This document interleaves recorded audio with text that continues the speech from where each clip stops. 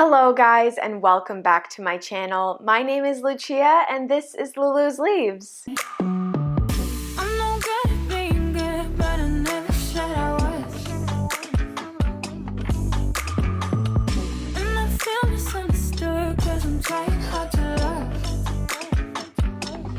Today I am here to talk to you guys about some ugly houseplants. I want to preface this by saying that I don't think that any houseplants are really ugly. This video is all for fun and I wanted to let you guys know some of the plants that I don't find as attractive as some others.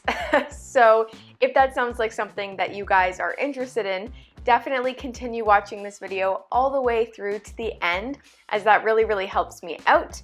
Also, if you guys aren't already subscribed, definitely click that button down below so that you don't miss out on any future content.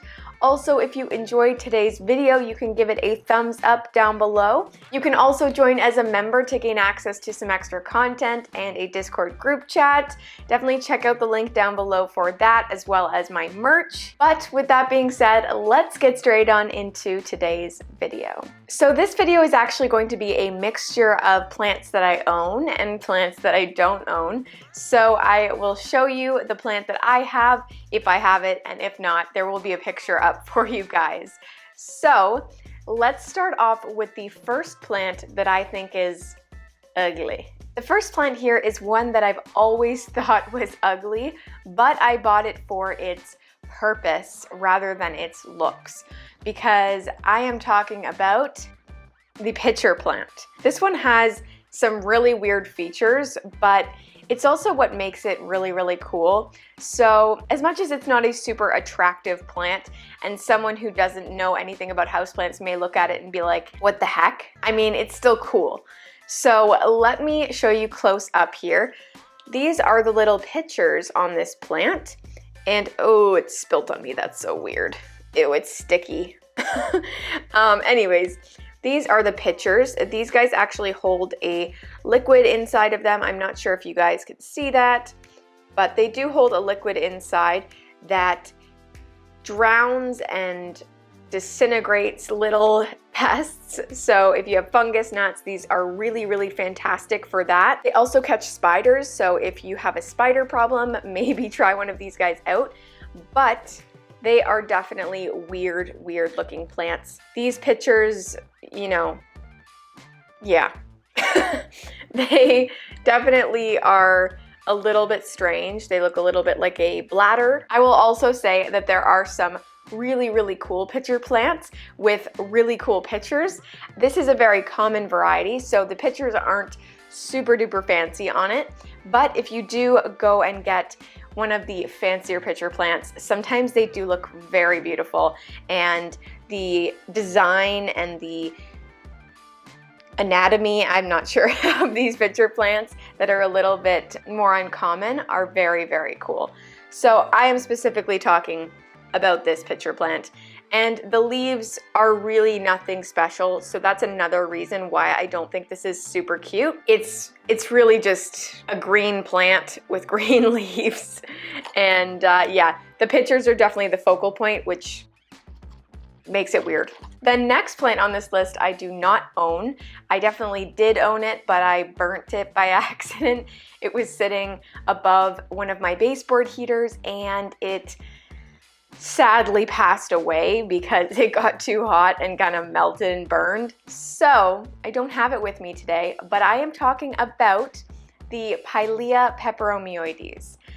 I think these plants are super cute at a juvenile stage when they only have one plant. But as these plants mature, they start to grow pups and they start to get really tall and scraggly, and the lower leaves will kind of be smaller than the top leaves, so it's super top heavy, if that makes sense. I think, again, they look very cute as small plants, but they're definitely not my favorite when they grow up to be larger plants. And they do grow quite quickly, so that's one reason that I don't really feel like I'm going to be replacing that plant. I might prove myself wrong and get it eventually, but I just do not like the look of these mature specimens of this plant. Let me know down below in the comments if you guys agree with me on any of these or if you disagree.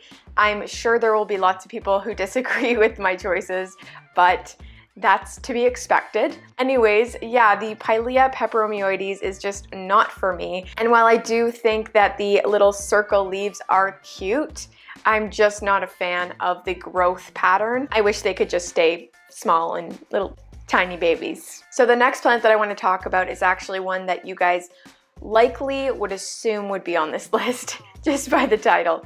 But Lithops, sorry, all of these little rocks are falling. These are my Lithops babies. They're also known as living stones. I think that's the only other name for them. Could be wrong. But they are honestly pretty easy care if you just ignore them. I have watered them maybe once since I got them in the summer, but they are really, really cute and they look like little butts or little brains, however you want to call them. This one here is my favorite and it's actually, oh god, sorry, you can't really see, but everything's gonna fall. That one in the middle is really my favorite, and you can see that it's also growing a little baby. So that's gonna be super exciting. Hopefully that guy will do okay. But while I do love this plant, it is definitely one of the ugliest plants to roam this earth. They also have a flower that looks a little bit like a weed. It looks like a dandelion.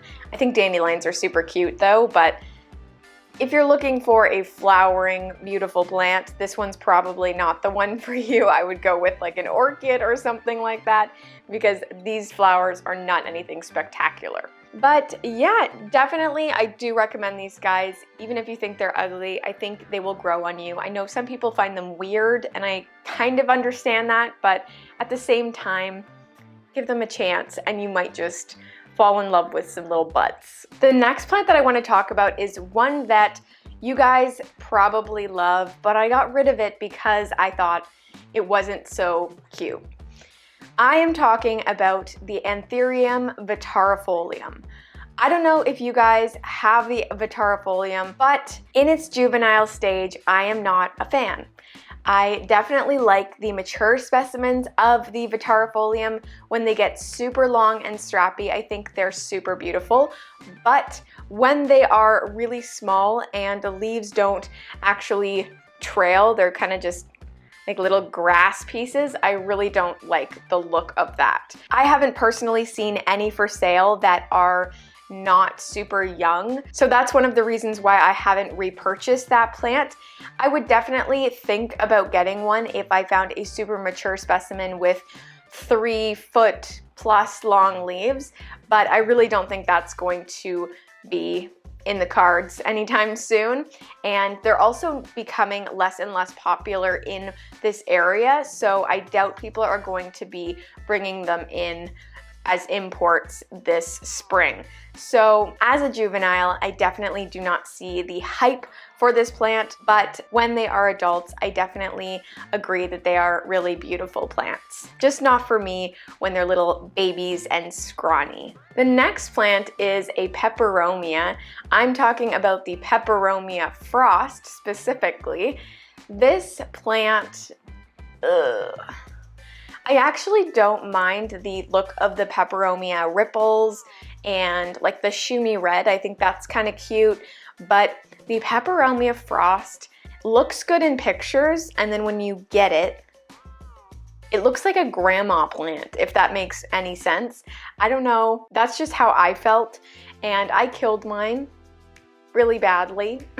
It was one of my first houseplants and I got it from Home Depot, I believe, and it died pretty quickly. The root system was basically non-existent, and I think that's the case for most Pepperomia frosts. Pepperomias, to begin with, don't have great root systems, and unless you get it from a super trusted seller, you're likely going to have the same issues that I did, where you don't have roots on your plant.